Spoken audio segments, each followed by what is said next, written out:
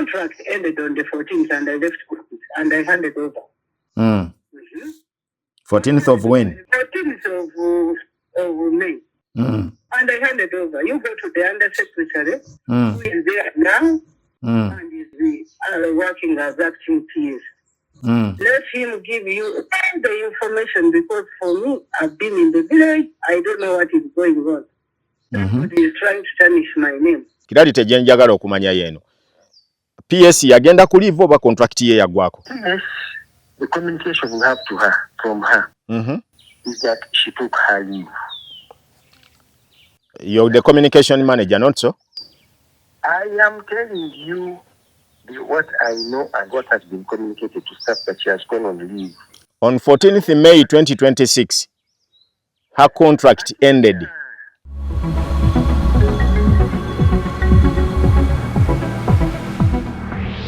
TV10.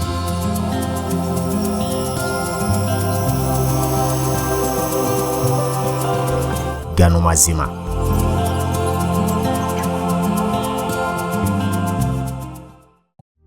Mediation Concept Avenue Uganda kutegeeza nti oyagala kugoba ku letters of administration kuziza bujja oba kuzongerayo nga ziweddeko yeggwa zirina oba document oyinza okuba ozikumanga kalira naye nga zaggwako dda tukola ne ku nsonga endala ez'ettaka omuli okugoba ku byapa n'okubikyusa okudda mu manyago tupunta ettaka n'okuteekako kavieti okuwonya abasaatuusi tutabaganya ab'ebibanja ne bannannyini ettaka okumalawo enkayana tukola ne ku nsonga endala nnyingi ez'ettaka okumanya ebisingawo jange wakaliga okumpi n'essomero lya Lubiri SS oba kuba ku simu zaffe ku 075 26 31 77 oba ku 0782 37 71 22 yeffe aba Mediation Concept Avenue Uganda abazza okugojjola ensonga z'ettaka.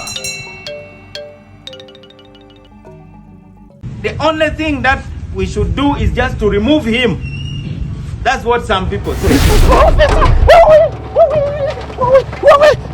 Officers, I've committed no offense. We shall not just beg. We shall not just dream and the country comes back to us. We must fight for it. Are we together? When they see somebody who has lived long, why has he lived long? Stop this miracle. Is there any leader who is being indicted who has not done havoc to the people? We are warning you, if you switch our phones off, we are going to come to offices of NIRA and also switch you off. Deep mind of the deep state. Kwaniriza nnyo mu lunaku lwa leero mu show lwa leero webale kuba nti okyekuumidde ku TV10 gano mazima. Tetujja kukoowa kubeebaza kuba ky'ekyobugagga kye tulinawo kye tusobola okubawa olw'obwesige bwe mututaddemu n'okutukkiririzaamu nno nti bye tukola oba oliawo biina kye byongera ku ggwanga. Abasiima bye tukola nammwe tubasiima entakera. Mwebale nnyo, mwebalire ddala era temujjanga okwo. Atudde mu ntebe olwaleero bw'oba obadde tomumanyi nga waakandaba bampita Ssaalongo Dean Lubo wa Saava Ssekiranda ejjembe lya kuno taata w'emisambwa. So n'olwekyo n'olwaleero nkomyewo. Waliwo eyaŋŋambye amaanyi ga Yesu gagenda kuntwalaganya ne nninda ngalabe. Saagala kuwakanya nnyo maanyi ga Yesu gammwe naye nze sigakkiririzaamu sijja kubalimba. Kubanga okuva lwe nalaba ng'ate pasita amenyese okugulu ate naye n'agenda mu gundi mu ddwaliro bamujjanjaba okugulu bwe yakomawo nga asibye plasita ku kugulu n'agamba nti ate agenda kukola ebyamagero okuwonya abalema n'embuuza biri ebyamagero byagenda okukozesa ku bali ku kugulu okwo byabadde tebikolako nga bwe bagamba nti omuganga teyeeganga ndowooza lwe lugero lwe baali bagezaako tuukiriza naye katugendera awo. Ey'olwaleero ngobye n'abanywanyi b'omukago be tuli nabo era abatusaamu ensimbi okulaba nti etambula ebeewo. Era bwe babeerawo naffe tuba tujja kubeerawo. Be basajja be bayita Bamwanje General Store abakutuusaako emmere bw'ayagala okukolera delivery ng'oyagala muceere, sukaali, sabbuuni, buwunga, oyagala kuwa ebintu ebikozesebwa ewaka, ojja kuba okwatagana bulungi nnyo n'abakulu bano. Era nga bw'olaba ennamba z'essimu eziri awo nti basangibwa awo Mmengo ku Muteesa Road bw'oba obeetaaze bakubireko bakukolere delivery w'oli oba okukulagirira ku dduuka ogende obifune mu bungi bwabyo. ate baba balina enkayana z'ettaka enkayana mu family bwe mba njogera ku nkayana mu family jurisdiction yali ambuzo oba bw'aba akyankalanye ne mukazi we nabyo mediation ebikolako okujjako nga mukyankalanye ku bintu ebyekwasaganya ku byobugagga bya family naye bamuyomba nti akulabyeyo n'omukyalo omulala ebyo tetubisobola mu bitwala wa kansala Brian n'abakansolinga kuba ate ye bwe bakansolinga abawahole water n'abatuuza wansi buli omu n'avaako omulundi gumu awo n'amanya nti ekyakimaze. Kale mediation concept avenue we bali okusobola okulaba nti bagonjoola enkayana z'ettaka zonna era bakutegeeza nti oyagala kuzuula kyapa kyo kyabula oyagala kukuyambako era bakyalina enteekateeka eno gw'ayagala okukola ekiraamo okwewala ebintu nga bino kakati byolaba ebiriwo osobola okugenda gye bali ne bakolera ekiraamo kyo bulungi nnyo n'okiteeka ku n'oleeta looyawo n'atuulaawo munnamateeka wo okubeera nti ajja kusobola okikakasa mu butuufu bwakyo era ne kigenda ne kirikodingibwa ne muki ne mu URSB n'ofuna video recording ey'ekiraamo kyo bulungi nnyo ne bagikwata kuba ku mulembe guno gwe tuliko ogwa AI era osobola okuleeta ekiraamo ekyo oli n'agamba nti eryo taata bamwogezezza naye kyokola n'abajulizi obaleeta nabo ne babeerawo ne babakwata bulungi nnyo nabo ku lutambi okwo era nabo ne bawa obujulizi nti tubaddewo nga Hassan Dumba akola ekiraamo kye manyi bwe njogera ku by'ekiraamo kati Hassan Dumba alowooza agenda kufa enkya naye nga si bwe kiri akyali ku mulimu gwennyini omutuufu naye okola ekiraamo tekitegeeza nti enkya ogenda kufa jasi oba oteekerateekera abo abaliddawo kubanga omusajja ali waggulu eyo tetumanyi lunaku ki lwagenda kutwala okujjako natidde omusajja omu gwe nalabye yawandiikira Katonda ebbaluwa nnya nga buli mwaka abako ebbaluwa gy'amuwandiikira n'amutegeeza nti olunaku lw'abazaali nga 3 Juni era bwe lwatuuka nga 3 Juni n'ayongera n'amuwandiikira ebbaluwa endala n'amutegeeza alina by'ayagala era bwe yagimuwandiikira ng'eriko emiko gwali muwanvu nnyo nga guliko by'ayagala abiddemu n'amaliriza n'akomawo era n'addamu n'amuwandiikira endala ng'amutegeeza era alina by'ayagala amukolereko n'okumwebaza nno biri byabadde amukoleddeko bye yamusaba mu kululi so ndooza kuba n'agaanoga nti ye Katonda bw'amusaba amurespondingako mangu musajja oyo yeesigaliza obuyinza bwe kubanga tomanyi ddi lw'anaakuddamu ky'oyagala ne lw'ataakuddemu naye ekyo gyonna tubadde tukunnyonnyola nti bw'oba oyagala okukola ebisingawo ku ebyo n'okwewala emivuyo eri abantu abayinza osigalawo mukole enteekateeka za buli kintu kibeere nga kyetegese bulungi nnyo lamba ebintu bye byolina omanye nti ettaka lyange ery'egindi weeriri era osobola okukola inventory yaalyo bulungi n'omanya nti buli kimu kyonna okiri gye sitalinze kakati bba abaddawo ne bamanya nti tebajja kunoonya nti taata yalina kinaki ninako famire emu gye nalaba nga bazze naye nga bakugamba nti taata waabwe yali mugaggafugge naye nga taata alina just katabo wawandiika bintu bye naye nga ne bano abantu bennyini ebintu bye tebamanyi gye biri obutitimbe nno obw'ensimbi obuwerera ddala biliyoni ziri mu 3 zaabulira mu banka kubanga taata olwafa abantu be tekwaliko n'omu yali amanyi bintu bye gye biri kati omwana agezaako okulwana alabe nga anunula ssente ezo naye buli watuuka buli omu amugamba nti essente ezo tugenda zitwalako ebitundu 60 ku 100 abalala bamugamba ojja kusooka otulindeko n'ebirala bifaananako bwe bityo kale okubyewala n'okwewaza abantu bo obutagwa mu kaseera kakatyabaga genda eri mediation ekuyambeko okukolera ku bintu ebyo byonna ebenga ebigonjoola Maremi Bridals bayongedde okuleeta esitooka empya era ebyambalo gyebiri Shoni yayitayoko juzi ne bamuwa ekinu buno bwala yajja kitaka akakuba n'akaalakaala wano mu lujja buli omu nakkiriza ne Kayoti naye yagenze ne bamuwa twini wano n'agifuna kati empale gye bamuwadde bagiyita buli wendi nkufuna bweguba kungulu ng'agikyusa ng'azaako ekyomunda so byonna weebiri bulungi nnyo tugende twambale tunyirire era osobola okugenda n'ofunayo ebyambalo ebirungi olumu munansonyiwa mba nteekamu okusaagirira kuno saagala bulango buno bubeere ng'ali mu kugaba ekyawandiikibwa ekya Paul ng'akiwandiikira gundi Peter gye baali eyo naye bwe tugeraageranya ebintu bino bwe biti kikuleetera okugyayo ekifaananyi ekirungi genda bakuwe ebyambalo oyambale bulungi ku mbaga oyambale bulungi kwanjula n'okwambala ku mikolo gino emirala kabe kasinge n'okufuna engoye ez'okoleramu bulijjo nga nnungi nnyo zikuyambeko kuba nti buli kimu kitambula bulungi. Abakulu abono basangibwawo ku Room Street era nga bolaba enamba z'essimu ezo ziriko opposite City House ojja kubanga obafuna bulungi nnyo. Edduuka liri G15 kwe basangibwa. Baleese stock empya. Mugende eyo mugifune bulungi nnyo naddala buno obwana obugamba will you marry me azifuko bwe kamumalinga kabaako ekikatuuseeko naye mugende nga bwe babagambye nti marry me bridals mugende mwambale mugende muwase. Bw'omala okola ebyo byonna ate tosaana kuteekako kifaananyi kibi ku mukolo gwo. Kuba vidiyo ennungi bakubira ebifaananyi ebirungi eby'omukolo. Genda ku TV10 production event bajja kuba bakolera bulungi ekyo ky'oyagala. Bajja kunyiriza omukolo gwo gulabike bulungi. Bajja kuwa album ya Memory Lane yonge efaanana bulungi nnyo. Ate era basobola n'okustreamingira omukolo ogwo bulungi buli muntu n'agulaba abali ebule n'ebweya. So nno kwebyo naawe ayagala okukolera ebirango naddala TV or commercial adverts genda babeere nga babikolerako bulungi nnyo.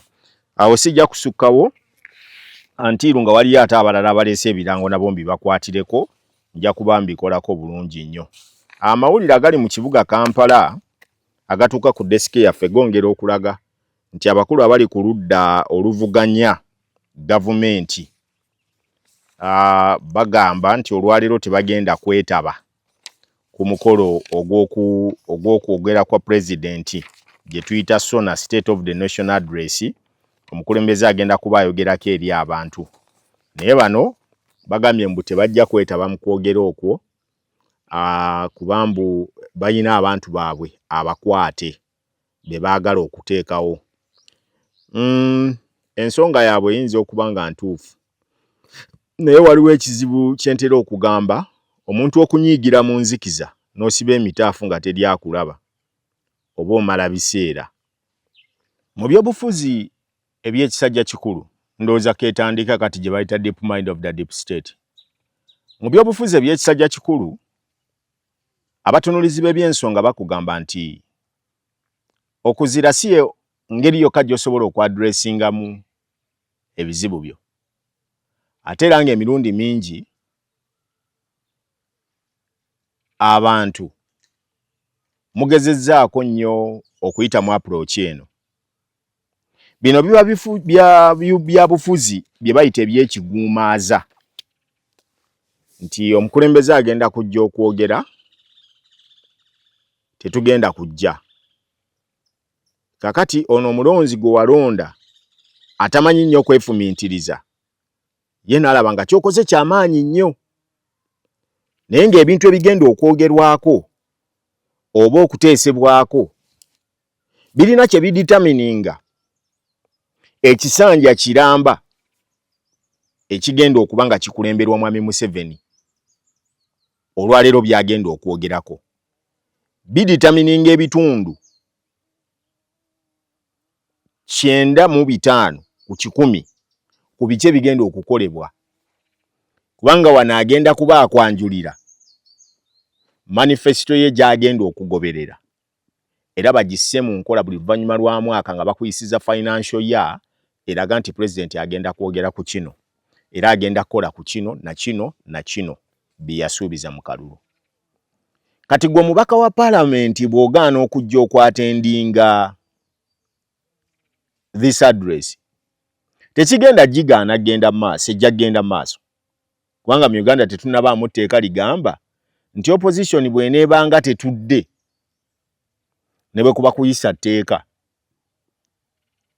as long as nti abatudde mu gundi mu house bayina kola mwewera gwe agigoba olwaleero oba agamba nti ozize obeera mu kakyamuukirizo tukitwale ng'okulya. Eka bayinza okujjula emmere olw'okuba wanyize n'abantu abaliwo n'ogamba tojja kulya. Bano abalidde tekibagaana mbu gye balidde tebajja gikkuta oba tegende mu lubuto baba bajja kukkuta bulungi era ebejja kgenda mu lubuto. Naye gwe atalidde gwe ogenda okusigala enjala. There are so many approaches eziyinza okusobozesa okuggisa bannammwe abo abali mu makomera nga muzigoberedde mu mateeka. Nga bwe kiri nti bwe mwali mu negotiating abaddemu babawe ssente zammwe eza NUP zeyina okufuna mu iPod mwakkiriza nti mulina okwatendinga mutuule ne Nakyemalira nga bwe muyita okutuula naye ku mmeeza y'emu mu lukiiko lwe lumu muteese ku bintu bya iPod basobole okubawanga ssente zammwe kwotale. Era it is the same policy gye mulina okukozesa okutuula n'ono gwe mugamba nti abafuze bubi mumubuulire ebyo ebibanyiga byabafuzeemu obubi naye ababuulire bye mumunyigirizaamu musobole okunegotiatingira bali abali mukomera bafulume. Naye okwekandaggana ogamba musijja kujja kololo tekirina yadde we kigenda okuyambira Waiswa Mufumbiro Sebuufu Akirewo Kivumbi obaani okugamba mbu olwaleero tebamubala foreign nedda kubanga bakama abeene ebweru beekyanze era bagenda mu kuba oluso wali bagambe 2 3 4 5 namba meka convict meka limandi bameka badeta namba bajiweeyo lock up ey'olunaku bajja mubala kati mu kumubala gwe ne bw'onooba oyagala nnyo bino bisanyusa ono ali wano agamba nti omubaka wange talabiseeko naye ng'ate eyakera okuba akaluluko gwe nga mulya nnyama Makindye Luyulika Makindye n'abalala mwenna nga bwe mwalondebwa mulina okutuula mu palamenti muwulirize ku bigenda okwogerwako mu constituency yo waliyo bimeka ebigenda okubaayo era ebinaakolebwayo. Mutukulemberedde mu mbeera eno ey'okubuzaabuza ne defiance eno nereetera ffe omuwi w'omusolo asembayo wansi oba omulonzi okubanga tetufunyeemu kwate simu eno ne tubeera nga tetufunyeemu mu ngeri gye tulina okuganyulwamu era muko eryerimu gwe ng'omulonzi omubaka wo bwe yeekyanga n'afuluma mu paalamenti olwo aba akukiikiridde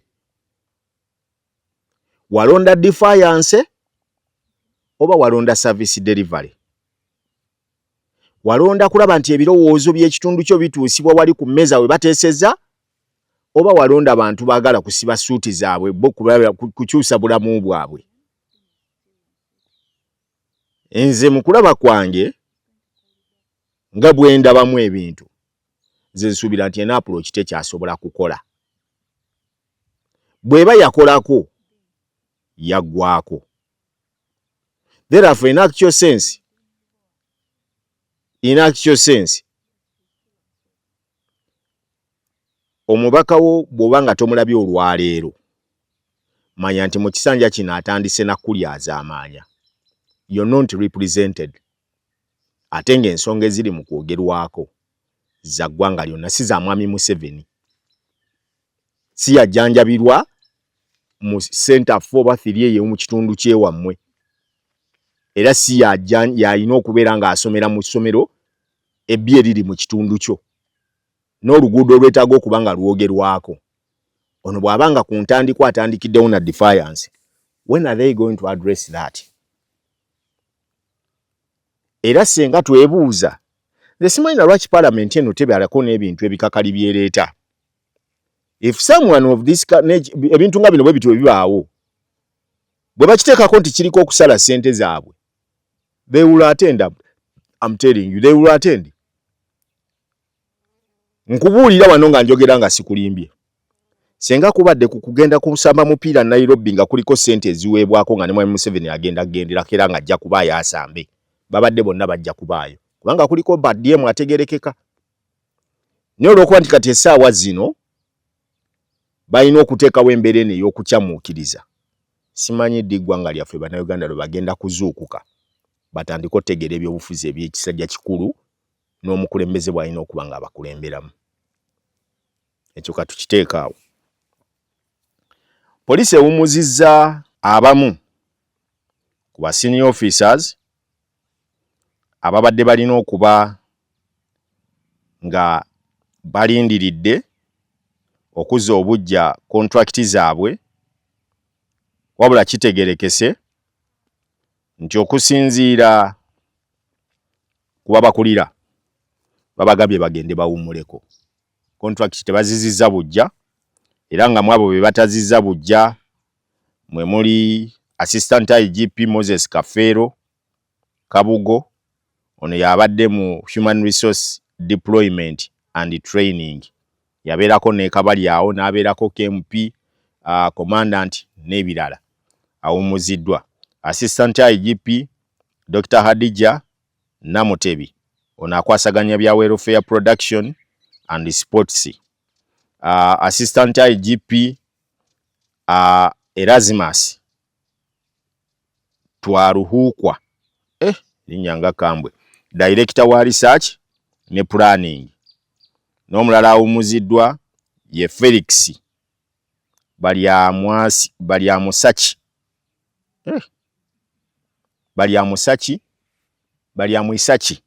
gwe bawummuzizza, abadde akulira Head of Directorate ICT Brigadier General Jesse Kamunanwire, yabadde Human Resource Administrator, saako Assistant IGP David Waswa Sengendo Counter Terrorism, saako Assistant IGP Lawrence Niwabine wabadde wa traffic ne gun ne safety, road and safety. Assistant IGP John Nwagira, Director wa Field Force Unit. Assistant IGP Stephen Tanui, yabadde Director Fire and Rescue Service, saako na Assistant IGP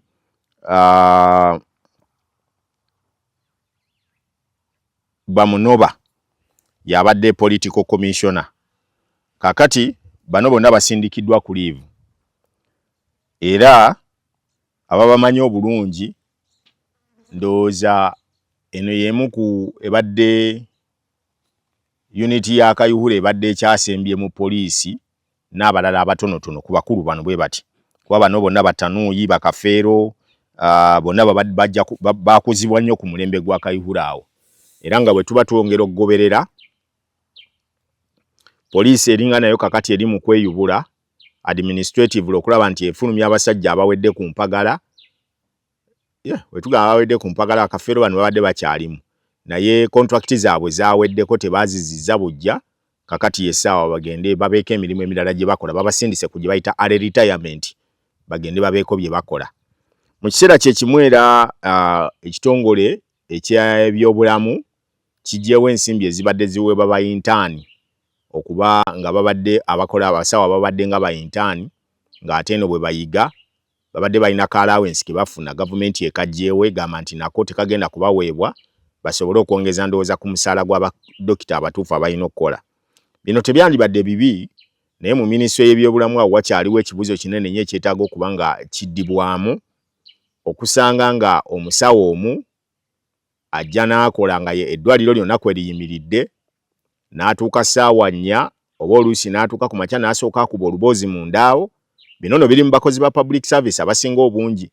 N'atuuka ku mulimu ku ssaawa 2, n'abeera mu ofiisi omwo, n'akuba oluboozi ne banywanyi be, mikwano gye abasoose okujja omulabako, n'atandika okukola ku bakozi ku bantu oba ku bantu b'alina okukolako, oba emirimu gya gavumenti n'agitandika ssaawa 4. Sharp by ssaawa 6 be bakyasinza okukwata obudde ne bagenderawo ku lanchi, n'adda ku 8-9 ate by ssaawa 10 n'annyuka. N'ogenda okwesanga nga kati nga ku side eno ey'abalwadde ng'omuntu omu ajja kubeera, abalwadde bajja kubeera awo, naye nga ye essaawa ezimuleeseeko agenda tuulako mu ddwaliro lye wali oba mu department gye baamuwa, agituulemuuko essaawa entuufu z'agenda okukola ezitegerekeka zigenda kubeera 3 oba 4. Naye nga kyazze kukola referrals zasindika ku kiriniki ye ne ku pharmacy ye bagula eddagala erigenda bodi bataddeyo nti lyabwe. Wano n'akulaga nti tewali ddagala ligabwawo, naye ng'akugamba kimu nti eddagala eririsobola okukolera kino ogenda gula ligule wabweru. Kati ne bakimanyizisa abantu nti amalwaliro ga gavumenti tegalina ddagala, bw'ogendayo balina kuwa basimanyi gwe kasimandi mukyamira Aspolo. Kwana waliwo edda baatugamba nga tumire Aspolo ne Panado. Kakati simanyi oba Aspolo akyaliyo, naye bakimanyizisa abantu nzija jange yamuyitanga Aspolo ng'agamba leeta Aspolo awo bamuwamire ne Panado. Kati ye Panado naaluddewo. Waliwo dinde eddagala eddala bayitanga Kofuta oba nalyo likyaliyo. Walimirako eryo Kasibande. Kati eryo nalyo baalinga baliteekayo. Kakati nno bano bamekinze ebitongole bya gavumenti bino okubeera nti tebigaba service zigenda maaso. Naye nga buli mwaka National Medical Store evuga eddagala n'eritwala ku malwaliro ago. Abakulu bano bo ne basalawo diverting oditwala. Mu mboozi y'omukomera oba gye tugenda okunyumyako ey'abasibe, eggwanga ly'abasibe. Waliwo omukulu omu gwe mmanyi bulungi gwe twalabanga buli lunaku ng'ekimotoka ky'eddagala kirireeta ne mugendayo mu ddwaliro eryokuba oba oyina ewakuluma n'akugamba genda onywa amazzi n'akulagirira kannabulagala naye ng'eddagala baalireese lyakumira. Ogenda okuba oli awo ku makya ng'ekimotoka kizze nga kitisse eddagala lyonna kiritutte mu famasi yaabwe eri awo e Bugoloobi. So ebisinga tujja bifuna eyo. So n'olwekyo bayintaani bano oba oli awo be babadde abamu ku basinga n'okwekalakaasa basasula abasawo abatuufu essente zaabwe n'okulaba nga wabeerawo vigilance nti omusawo ono azze akoze ku bantu bameka. Gwe n'osanga omuntu nga buli lunaku alina okukeera ajja akwata ennamba mbw agenda kulaba dokita ne ssente ez'okumulaba dokita wali ne baziteekayo wali emitwalo 2 n'ogisasula n'otuuka dokita ate n'otamulaba oba oli awo n'akugamba nti wano kakati obudde buweddeko ogenda kunsanga ku kiriniki yange bw'onooba oyagala. Kwegamba dokita najja nga azze kunona balwadde wano baatwala ku kiriniki ye. Kino nno ndowooza nti gavumenti bw'eba yakukyusa kukola mu nteekateeka za kulongoosa mirimu gyayo esaanidde ebeeko byekyusaamu babyetereeza. Olwaleero mu kitundu kino ekyokubiri kye tugendamu katusooka tulinyemu wano mu kyawakati katono tukomawo n'ekitundu ekyokubiri ng'era ezimu ku nsonga ze tugenda okutunuulira gye mivuyo egiri mu minisitule y'ebyettaka.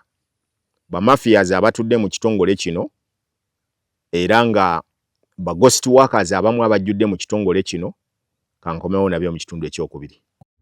Mediation Concept Avenue Uganda okutegeeza nti oyagala kugoba ku letters of administration kuziza bujja oba kuzongerayo nga ziweddeko yeggwa zirina obadde ekimento oyinza okuba ozikumanga kalira naye nga zaggwako dda. Tukola ne ku nsonga endala ez'ettaka omuli okugoba ku byapa n'okubikyusa okudda mu manyago tupunta ettaka n'okuteekako caveat okuwonya abasaatuusi tutabaganya ab'ebibanja ne bannannyini ettaka okumalawo enkaayana. Tukola ne ku nsonga endala nnyingi ez'ettaka okumanya ebisingawo jange wakaliga okumpi n'essomero lya Lubiri SS oba kuba ku simu zaffe ku 075 3 26 7 oba ku 0782 37 22 yeffe aba Mediation Concept Avenue Uganda abazze okugonjola ensonga z'ettaka. Kukulisaayo gwe n'atwegasseko mu kitundu ekyokubiri. Era nnyongera okutegeeza nti Bamwanje General Store, Mediation Concept Avenue, TV10 Media Production awamu ne Maremy Bridals be bagenda maaso n'okutuusaako programu eno. Tuzze tuzanya series ez'enjawulo ezikwata ku mivuyo egiri mu minisitule y'ebyettaka. Era ng'egisinga obungi gisonga olugalo mu ofiisi y'omuwandiisi ow'enkalakalira ow'ekitongole kino amanyikiddwa nga mukyala Dorcas Okalanyi. Ntuta obuvunaanyizibwa ne mukubira essimu ku makya ga leero okwongera okutegeera bino ebimwogerwako. Oluvannyuma lw'okukitegeerako nti ye ne omukyala amanyikiddwako nga Harriet Akero ono nno nga ye Human Resource avunaanyizibwa ku nsonga z'abakozi mu kitongole kino bagenze maaso nga beeyambisa omwami amanyikiddwa nga Peter Waswa ono ye power blocker linkman waabwe gwe balina era nga emmesi gy'asinze obbakozesa Waswa munoonyeza ku ssimu simufunye naye nnoonyeza mukyala Okalanyi ne mubuuza ku nsonga zino ezimwogerwako nti contract ye kwalina okukolera yaggwako kyokka ewaka we ekira bamutwalira emirimu n'asayininga ku contract z'abaana era n'abazza obujja okubongera emirimu. Hello. Who is this? You're speaking to Dean Lubo Wasava. I'm a journalist from TV10 Gano Mazima, an investigative media house. There is a story I'm handling on my desk, which has some allegations pinning you as the PS for Ministry of Lands. About That your contract has ended, but my contract is not. But then I did what? that you kept on giving contracts to other people when you're out of office. Find out. I'm kindly requesting to first give you information so that you can also respond to, if it is possible. Okay. They have put out some names where you have extended people's contracts, yet your contract, you yourself as a PS, yet has expired and you haven't yet been renewed to come back to office. And yeah, Who are those people? one is Nelson Lubega, whose contract, by the time you left office, you put an advert in the newspaper saying that all contractual employees at the Ministry of Lands were all expired and you sent them off. But Okay. Now let me give you my version of things. okay, please. Because they are telling you lies. Mm-hmm. Now, my contract ended on the 14th and I left office and I handed over. 14th of when? 14th of May. And I handed over. You go to the undersecretary who is there now and is working as acting PS. Let him give you all the information because for me, I've been in the village. I don't know what is going on. Somebody is trying to tarnish my name because I don't even know those people. And if you want to find out more information, you go to the Human Resource Department. Mrs. Akero? Mchala Akero, and find out the information of the contracts which have been signed by me. I haven't signed any contract after the 14th. They said that you backdate them so that you show. That one is a lie. Unless somebody is forging my signature. I've been in service for a long time and I have my integrity. How about the issue of creating more ghost workers within the ministry, that it has been done by you? I don't know about that. You can find out. HR is there. The acting PS is there. They'll give you all the information which you need. Is it true that you messed up with the MZO offices within Impigi, Wachiso, and others? Go and find out. Because you need facts. That's the reason why I'm asking these questions upon you. Me, I don't know anything about the MZOs. MZOs are 22 and they are properly manned. So you go there and they give you the staffing levels in the MZOs and what is happening. Yeah, I left a long time ago. It's coming to a man. A simple one before I go to Madam Wakero. What is your relationship between you and Mr. Peter Waswa? Peter Waswa is also another worker. Like any other worker. That one has been working with us. He was absorbed into service. But rumor has it that he is the link man you're using between you and Madam Akero Harriet. You go to Madam Akero and find out. Because he also has his deployment. May I have a number for Madam Akero? I don't even have it. Me, I'm in the village. You go to the office. Madam PS. The office. You mean you don't have the number for your HR? I can't.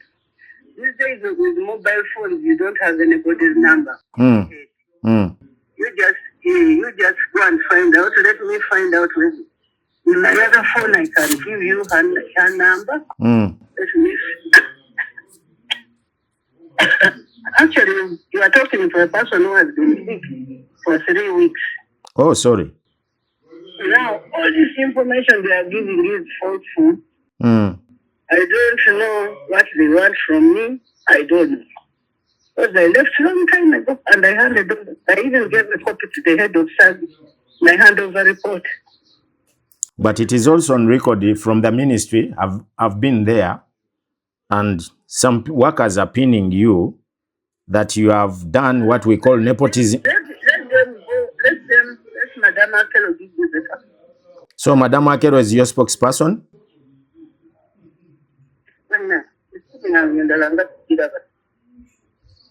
Can you give me Akero's number, please?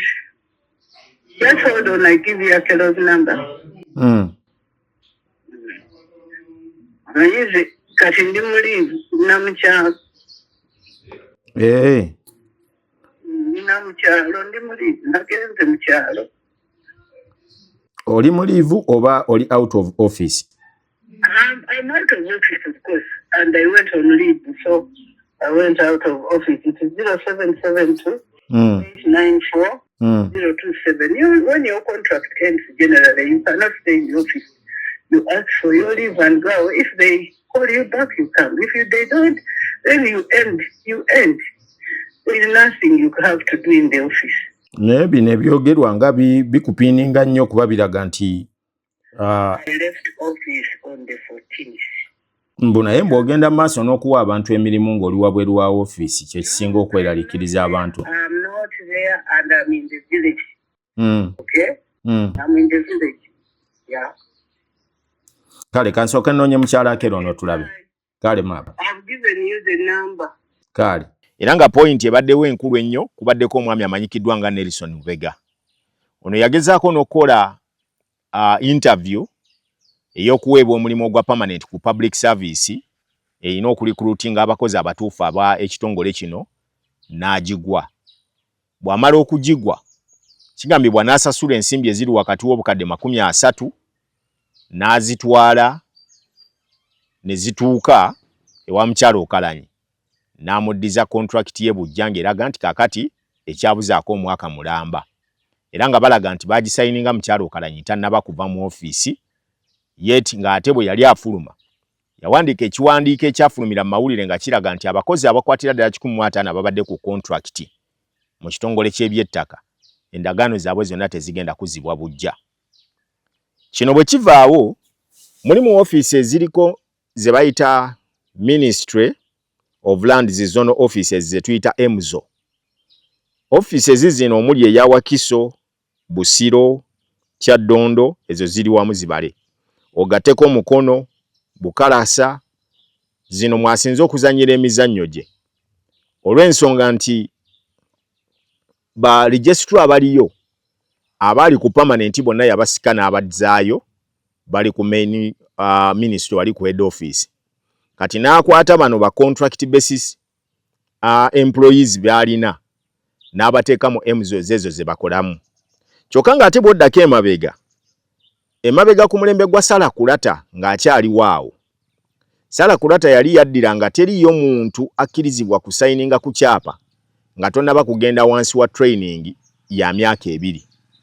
Naye bano we twogerera ba Nelson Lubega bano abakyalo okulinga kuliko Nelson Lubega, kuliko Bakulusum, kuliko bano bawalakira bagenda maaso n'okusayininga ku biwandiiko naye ng'ate experience entuufu tebagimanyi. Bw'ogenda n'ogattako omwami omulala amanyikiddwa nga PASS ye abbreviation gye bakozesa Principal Assistant Secretary mu EMZO y'empigi yakajjayo yava mu agriculture. Wabula olwatuuka kye yakola ne bamusomeramu nti wano siiru gye bakuba ku byapa ekola nga keeki eyokya. N'agiwamba n'agiwa omuyambi we amanyikiddwa nga Dorini. Muyambi ono siiru n'agisibirayo ng'ate siiru erina kubeera wa registrar. Kuba registrar yakkirizibwa okuwandiika ku kyapa. Kati omukulu ono Principal Assistant Secretary n'akwata siiru eno n'agisibira mu ofiisi ye. Bw'oba olina ebyapa nga oyagala kuteera siiru ku kyapa kyo nga bamaze okikuba olina okukisasulira $10,000 egya Uganda. Era buli kyapa ekifuluma wali n'emitwalo 10 ng'ogitaddeko. Buli kyapa ekifuluma wali n'emitwalo 10 ng'ogitaddeko. Kati bw'ojja n'ebyapa ebirina okufuluma nga biringa 10 ng'omulwatwalira akakadde ke ng'akafuna ye ng'akuteerako siiru ze weetaaga.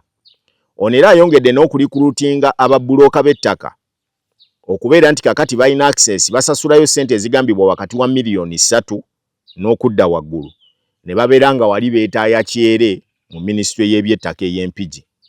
To the extent nti osanga mbu bulooka w'ettaka ng'ali ne ku printer wali ali mu kuprintinga ekyapa ali ku system asoma ku byapa atuuka n'okuyingira mu strong room eterekebwa ebyapa by'abantu kulw'okuba yalina ebyapa by'ayagala okumukolerako. Yasasula ssente z'emiliyoni 3 n'aziwa abakulu bano. Emivuyo gino gigenda mu maaso mu bitongole bya gavumenti bwe biti ne gibeerawo, naye ng'ate abavunaanyizibwa mu ginoonyerezaako tebasobola gikolako, then ne bawunzika ng'ate olwo gavumenti yeeteekenga obuvunaanyizibwa obw'okulaga nti no terina kyekola. Kuba n'ogattako n'omulongo gwe bayita Wasswa Peter. Ono bwe yali ajja ku minisitule y'ebyettaka yajjawo nga omuyambi wa minisita Pasisi Namuganza. Najja ng'alanda n'agamba nti alinayo abakulu abamu baakolera bajeno. Era nga bajeno abaga kakati baakozesanga koodi ey'okuba nti alimba omukyalo ono permanent secretary nti bagenda bali mukola ku contract y'okugiza obujja. Kakati n'amugamba nti naye jeno akugambye ono muteeremu omulimu, muteeke wali akola ebintu byalina byayagala amukolere. Kati ne bakolera mu linnya ly'abasajja bano abakulu be balowooza nti babati ono tagenda mukwata simu mukubira, naye n'akola emivuyo. Wasswa kyagenze maaso n'okukola kwe kuba nti abantu bano abali mu bifo bino wammanga abatutte abamu bakyala be babawaddeyo emirimu, era mu emuzozi ez'enjawulo abalala abaggyeko ssente. Kati yakola nga bulooka, togenda kusanga mukyala Okalanyi ng'alina gw'aggyako ssente oba mukyala Akero, wabula bano bo kye bakola Wasswa yatambulawo yatuukawo. Era ku minisitule awo buli alina kyayagala, oba oyagala kukyusa contract oba ki, Wasswa yaliwo era yalaga nti nno yayogera n'abakulu waggulu okulaba nga bagenda tereza contract ya gundi. Ono otayagala muwa transfer, nayagala kufuna transfer ya wano, bagamba ono gwe bakozesa. So tukuba omulanga bano bonna bonjogerako abasinga mbakubidde amasimu. Wasswa munoonyeza mbuze, naye bwe noonyeza mukyala Okalanyi angambye ye ensonga ze nzitwale ew'omukyala amanyikiddwa nga Harriet Akero nga ye permanent secretary, sorry, ye human resource. Akero sibadde mubi ne mukubira essimu.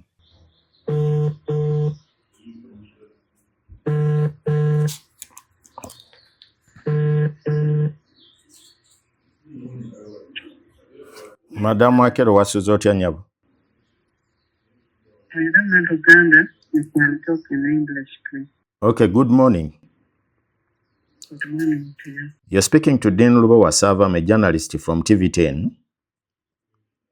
an investigative media house, and I'm given your number from Madam Dorcas Okalanyi, referring me that you're the one who is in charge of the allegations which are put against her name, that you can answer them correctly about the mess and the ghost workers which are created within the Ministry of Lands, and even giving people several offices. The ministry has a public relations officer. I am not under duty to talk to the press. But the person whom is... Thank you. You will talk to Mr. Obo. May I have his number? One who is responsible for the communication. Mr. Obo? Yes. Find time. Come and meet the acting PS. Ask for the number for Mr. Obo officially, and you talk to him, because I have not also met you. So I request that you do that, because we are obliged under government regulation to follow the right protocol. But put that aside, within the report I'm working on, even your name is also indicated. I want to say this. Let us follow the protocol the way we have said. But Madam Akero. Thank you. Okay, please. Era bwe maze okumunoonya nangamba anzizemu byanzizemu nangamba ebisigadde nti ze siri willing kwogera ku nsonga ezo, nansindika eri omwogezi w'ekitongole amanyikiddwa nga Dennis Obo. Obo naye mukubidde.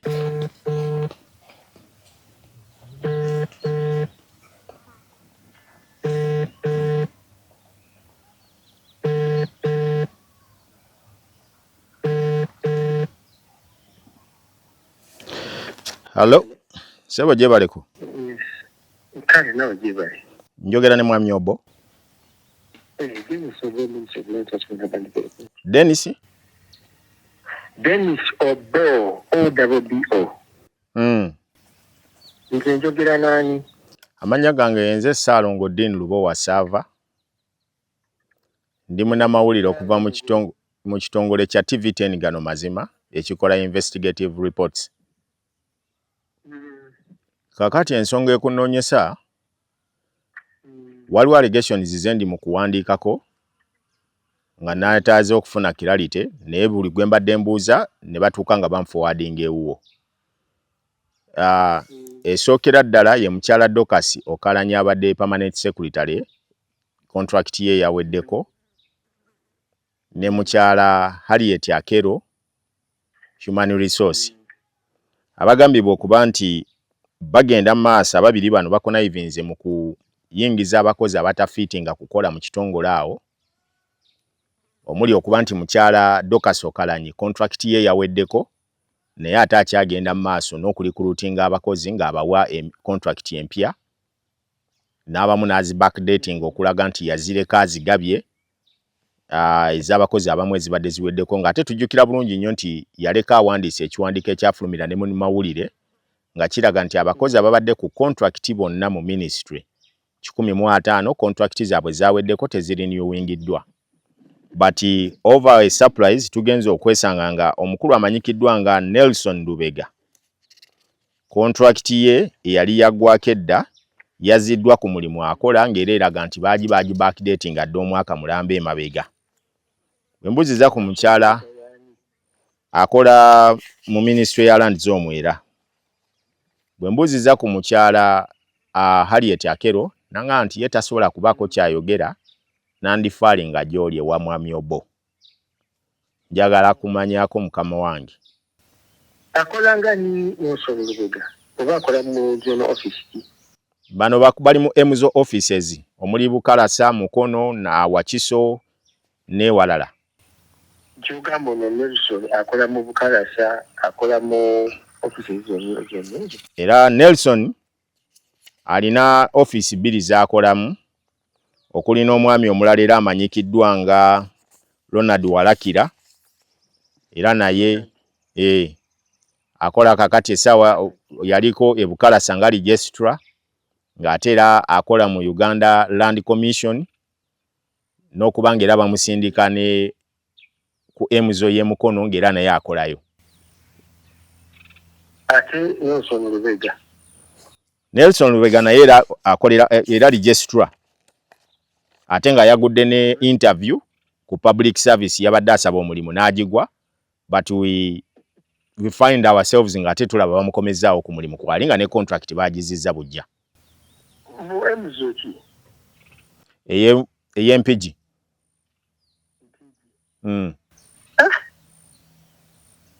Ndowooza information gyolina si ntuufu. Kati njagala nkusaba omanyi oba oyagala information ya staff. Actually manyi ba registrars bonna naye gana amanya g'oyogera nze sigawulirangako okuggyako ng'ongambye nti bakolanga paki staff abalala mu official position naye registrars. Kakati mwami Obo oyinza okuba olina by'otamanyi naye kankunyonyola okusinziira nze ku byempuliriza byenfunyeko. Ekisookera ddala kwe kuba nti abakozi mu act ya public service teriyo omukozi akkirizibwa kuweebwa contract esukka myezi 6. But the names I'm mentioning out abasinga obungi bonna balina contract ezisukka eziri mu mwaka. Okitegeera bulungi ate nga mu contract ekikkirizibwako. Then tekikkirizibwamu okubeera nti mulimu omuntu. Yes, tekikkirizibwa kwa nti waliwo omuntu afuna contract esukka omwaka. I am aware that these people are getting back to office ngate bali renewed by PS ngate contract ye yagwako dda. Kati nze kyemanyi nti tubadde ne meetings okuviira ddala from senior management level even up to top management. Otudiscussinze ensonga za staffing. Nze kyemanyi nti ever since the PS went on leave she has not signed any contract. You're contradicting the words, sir. Mr. Obo. I am telling you, and I am going to tell you where to check. And the whole ministry policy statement 2026. The clarity I'm looking here, yeno. Soko ulirize Mr. Obo. Clarity jenjagala okumanya yeno. PS yagenda ku leave oba contract ye yagwako. Yes, the communication we have to her from her is that she took her leave. You're the communication manager, not so? I am telling you what I know and what has been communicated to staff that she has gone on leave. On 14th May 2026, her contract ended. Yeah, that is information which I'm not privy to. There's some information which you, I don't know where I've got, but to me, I'm telling you the information that I'm privy to. Naye yennyini bwe mubuuzizza ngambye nti contract ye yagwako gwe kyo ngambe ekyalivu kyekirwa. Someone going to leave, eh? Someone going to leave shows nti akyali ku mulimu akola. Si bwe kiri? But you see, you know when you go on, she has to hand over. So she's still in charge. You have not received any communication of changes. Ate acting PS aliwo yani. And she has handed over office to the under secretary. That's why I've said when you go on leave, even me when I go on leave, I hand over office to other people who work. The office continues working until when you come, write an official handover, and you hand over everything, the keys, the accounts. Mr. Obo, a full communications officer, you're not aware that Madam Dorcas Okalanyi, her contract ended or expired? It looks like you have other ulterior motives that you are looking for. Not so. But I want you to look at our policy statement of 2026. Ministry policy statement. It will guide you on all the issues mentioned, including even the list of the registrars who are there. And you cross-check and find if these names are registered or not. And you verify as you're investigating. Just that copy. You can even come to my office. I will give you a copy. Okay, sir. The basis. Mukulu Obo. Basis for beginning this discussion. Mr. Obo. It's like you're a bit paranoid ku ngeri gye nkubuuza ebintu bye njagala okunnyonnyola olw'ensonga nti bye mbuuza n'abakulu be nina okubuuza n'abibabuuziza ne banforwardinga gy'oli as a person ali mu position. I know you're protecting the position. And I want to answer those questions with evidence for you to verify. But seems like you don't want the evidence which I'm pointing you towards to get the answers in black and white. Can you appear on my camera, sir? I can. Okay. I have nothing to hide. Yes, I can appear on the camera and I will explain everything with the document. But kindly, before I appear to yourself, sir, try to verify whether Madam Dorcas Okalanyi is on leave or is out of office because of her contract has expired. First verify that, then I'm going to give you a call again. Now that is a new thing this is new. I thought you told me to verify for you the staff are registered and even about their contracts and everything. Yes, I'm coming for all that, but we are starting from because everything starts from the apex here. Madam Okalanyi yaliko issues ino kwe zitambulira. The issue of Dorcas Okalanyi and her contract, you can only call the head public service because she's the one who handles contracts of PSCs. But ali mukuwa abantu mirimu ene ekyo tonaba kimanyako. Ali busy ali mukola. Oyagala enamba ya head public service nzukuwa mukole. Neyanziza sebo ali ku namba ki? Kandi nonye ndikuforwardingire. Kale sebo. This number is on WhatsApp? Yes sebo. Bwe nvudde wobo nentwala obuvunaanyizibwa okubira omwami ayitibwa Walakira gwe babadde boogerako nti ne Walakira ono niyo okutuula wano Ronald waali abadde araninga office 3 era naye kyeyewaddeko obujulizi nti kakati takyali registrar wabula yafuuka permanent staff mu kitongole ekivunaanyizibwa ekya Uganda Land Commission era naye byatuzzeemu mu biwulira. Ono waswa gwe tunoonya.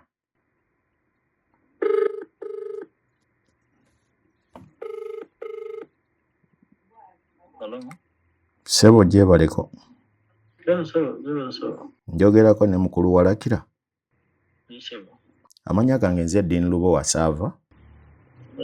Nkola n'ekitongole eky'amawulire ag'okunoonyereza kye bayita TV10 gano mazima. Waliwo story gye ndi mu kuwandiikako era nga waliwo allegations ezikwata ku linnya lyo ze neetaaga okufuna clarification from your side whether they are right or not. Ekisooka kiraga nti waweebwa office 3 z'oli mu kukwasaganya ate nga kiri contrary n'amateeka okubeera nti bakuwa okubeera lawyer wa Uganda Land Commission ate nga gwe registrar e Bukalasa n'okuba nti erinnya lyo gwe ne mukyala Dorcas Okalanyi Harriet Akero nti mukoze emivuyo mingi okulaba nga muteeka n'okuyingiza abakozi aba contract nga zaggwako dda zonna ne muzizza obujja ng'ate tekikkirizibwa n'amateeka ga ministry eyo. Erinnya lyo liteereddwa ku center stage okuba nti ebintu ebimu ku mivuyo egigenda maaso mu bifo ebyo nti oli omu ku bo abagivunaanyizibwako n'okuteekamu abakozi abatatuukanye na mutindo ne mu creatingawo ba ghost workers within the ministry. Yes, sir. Kusooka. Yes, sir. Yeah.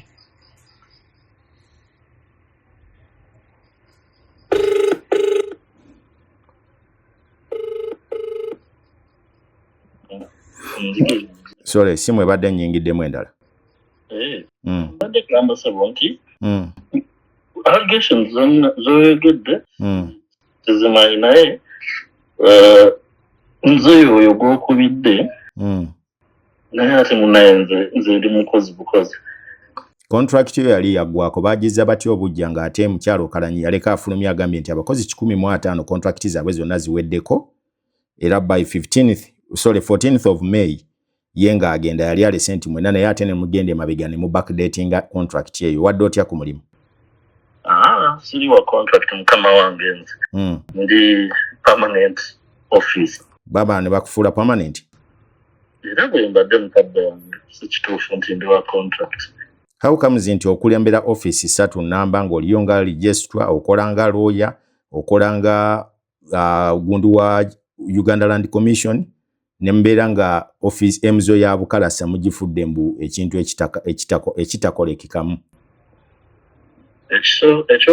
Okuddamu ekyo Bukalasa sikyakolayo. Baakuzaawa?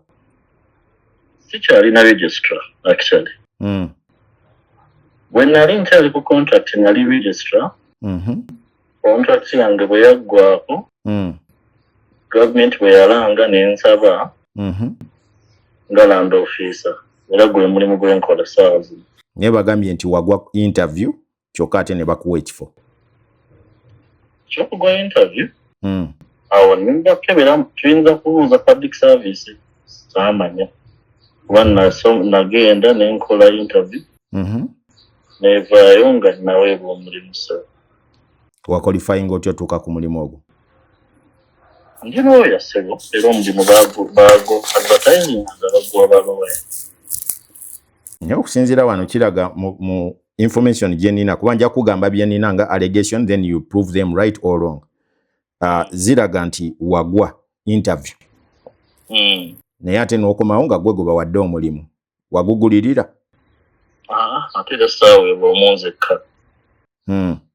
Abantu bangi abaasaba emirimu actually.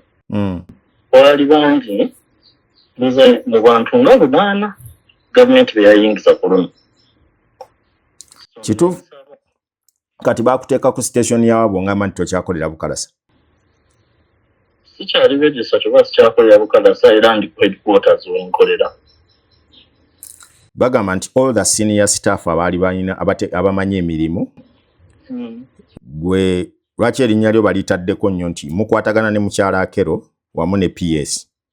Basitaafu ababadde bali siniya bonna mubaggyeko ne mubateeka eno oyambako ku bakyala bano okubanoonyeza ssente okuzijja mu bayintaani abaakajja n'abalamu abamu ababeera bazze nga tebalina kye bamanyi ne mubateeka ku bifo ebikulu ne mubakkiriza n'okusayininga ku byapa by'abantu.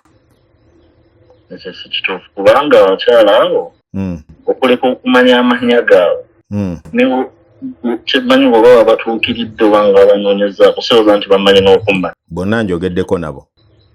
Nyina na relationship nabo sooza nti nabo bamanyi ng'omuntu actually. Mwami Waswa Peter omuyita otya? Mwami Waswa Peter? Ate waliwo erinnya ddala? Yoyo Waswa Peter. Waswa Peter. Wani na Waswa Peter gwe mmanyi mukozi munnaffe ministry mpusimawo wayo ogwoyo gwe njogerako yennyini. Mumanyi nga mukozi munnaffe. Yakuyambako ki mu kuzza obujja contract yo oba okuwa omulimu? Talina kye yannyamba kubanga twasaba empapula twazitwala mu public service twapulayingira online. Kale sebo. Amanya nze Dean Lubowa Sava nkola ne TV 10 gano mazima. Walakira bwe mumaliriza ne nnyongera okunoonya Waswa esimu ya Waswa era nga teriiko.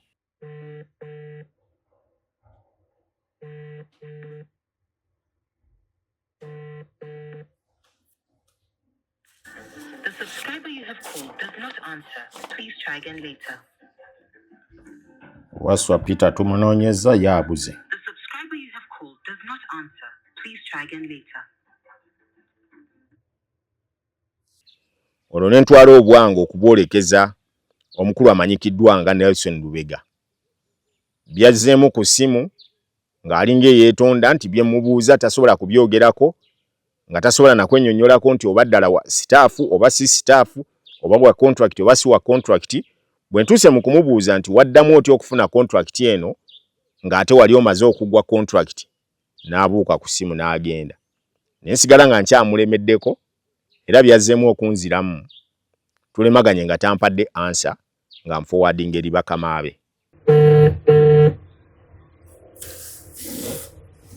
Hello? Mukulu Nelson Lubega gwe njogerako naawe? Hello? Njogerako ne mukulu Nelson Lubega. Amanya gange nze Saalongo Dean Lubowa Sava. Nkola ne TV 10 gano mazima, kitongole ky'amawulire ag'okunoonyereza. Nina ripoti gye ndi mu kuwandiikako ekwata ku mivuyo egiri mu kitongole ky'ebyettaka. Era nga erinnya lyo liri erimu ku ago aganosongeddwako nti contract yo yaggwako wabula n'oddamu n'oweebwa omulimu nga naakuwadde contract ng'agi backdating ate nga contract ye naye yaggwako dda. Mukyala Dokasi Okalanyi okukubira essimu nga ndi mu ku clarifying as I'm putting my story up okulaba nti nfuna side yo. Wafuna otya contract eno okugirinewinga kugizza ku mwaka nga ate nga yali yalangirirwa nti yaggwako? Mukulu Lubega atadduka buddusi.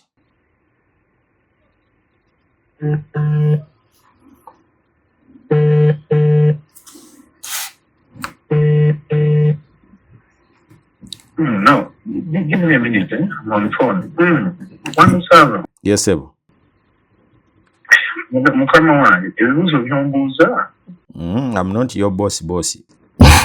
I'm just a journalist. Ebibuuzo byombuuza mukama wange. Answer zaabyo sizirina mukama wange. Contract yo yaggwako? Oli ku contract? Nsuubira nti if there is anything waliwo emiwaatwa gy'oyinza okuyitamu mu ministry to find out. Let me brief you again. On my end as an employee, respectfully speaking, when Tanduku information what you with all those things. So we are feeling more position into what. Don't get scared. I've already spoken to Njogedeko ne mukyala Doka Sokalanyi nansindike wa Harriet Akelo naye njogedde naye. I've even spoken to Mr. Ronald Walakira n'abalala sigwe weka gwe ndi mu kwogerako. I'm fact checking to all names which are surrounding these allegations okukakasa nti byenjogerako bituufu oba nedda.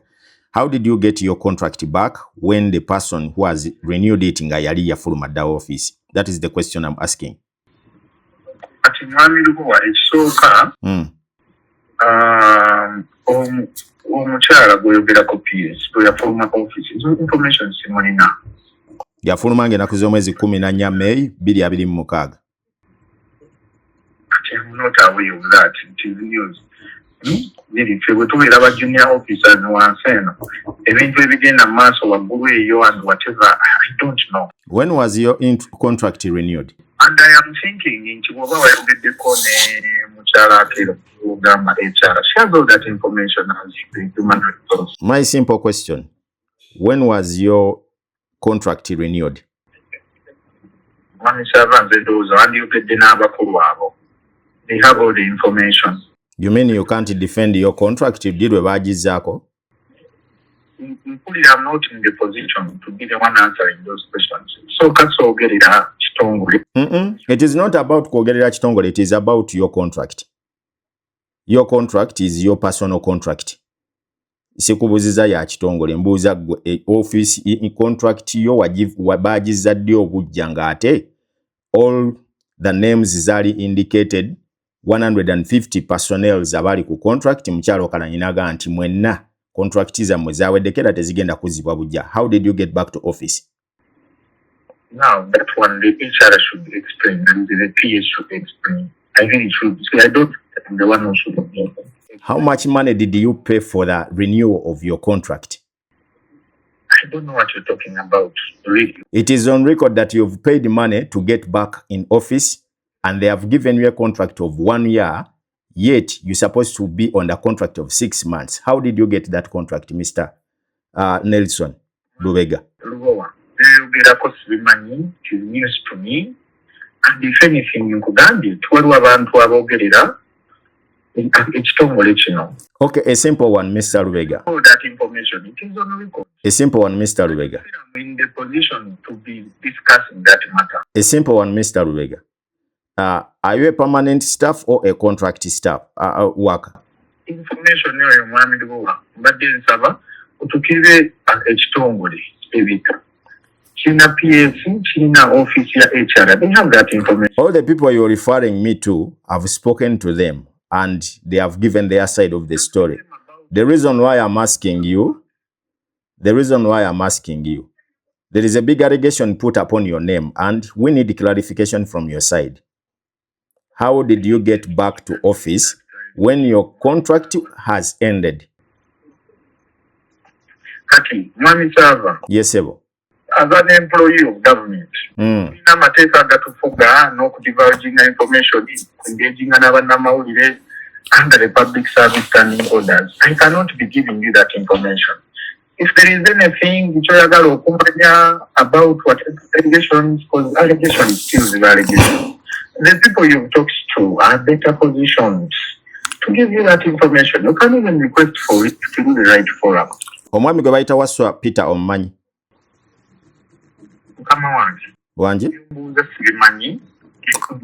Whatever you're asking me. Era n'ekyo nakyo kyetaaga HR okukiddamu okubanga omanyi waswa Peter oba nedda?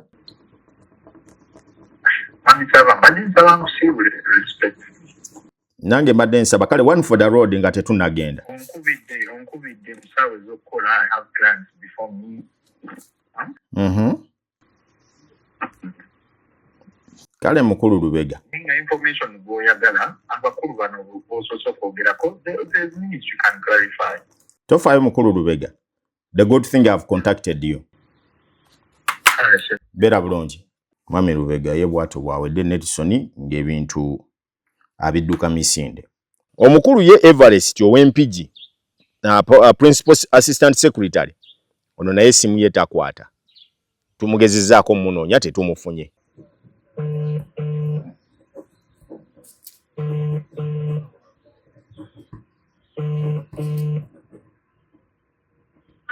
The subscriber you have called does not answer. Please try again later.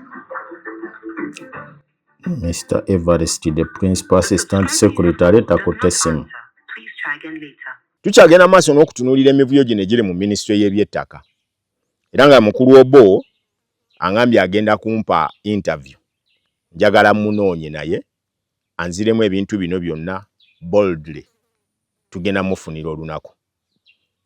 Eno ye TV10 Gano Mazima, Deep Mind of the Deep State mu Gano Mazima we tuli. Wano sigenda kusukkawo. Njagala tusinkana olunaku olw'enkya. Nina emboozi gye ngenda okujja nayo ekwata nno ku bannayuganda abaali bagenda e Ukraine ne Russia okulwana. Baba nfuniddeko nga baba recordings ku butambi bwa video n'ebibakwatako tugenda kubifuna. Bw'oba olinayo omuntu wo nga yabula ng'omanyi nti teyayogera gye yalaga, enkya weetegeka okuwuliriza mu mboozi eno oba oli awo osobola okuzuula omuntu wo gye yabulira gye yalaga. Mwe bali bawerera ddala. Nina munnamawulire munnange akolera mu ggwanga erya Ukraine. Yampadde emboozi eyo nja kuba ngifulumya olunaku olw'enkya. Katusinkana olw'enkya nkoze ne Brian Mutalwa, Brian Okecha, Kasibante Ronald, Scovia Tusime wamu ne Hassan Dumbashon D. Mukama abakuume mwenna ku lwa TV10 mweraba. Mediation Concept Avenue Uganda okutegeeza nti oyagala kugoba ku letters of administration kuziza bujja oba kuzongerayo nga ziweddeko yeggwa zirina oba document oyinza okuba ozikumanga kalira naye nga zaggwako dda. Tukola ne ku nsonga endala ez'ettaka omuli okugoba ku byapa n'okubikyusa okudda mu manyago, tupunta ettaka n'okuteekako caveat okuwonya abasaatuusi, tutabaganya ab'ebibanja ne bannannyini ttaka okumalawo enkayana. Tukola ne ku nsonga endala nnyingi ez'ettaka okumanya ebisingawo jange wakaliga okumpi n'essomero lya Lubiri SS oba kuba ku simu zaffe ku 075 3 oba ku 0782 yeffe aba Mediation Concept Avenue Uganda abazza okugonjola ensonga z'ettaka.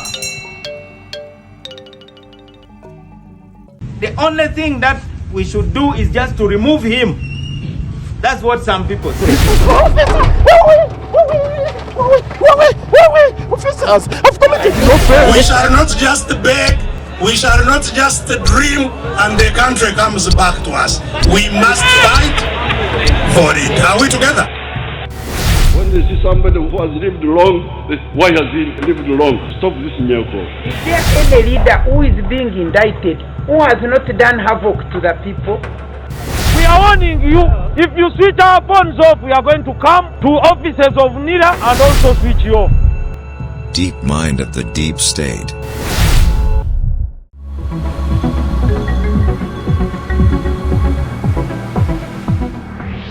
TV10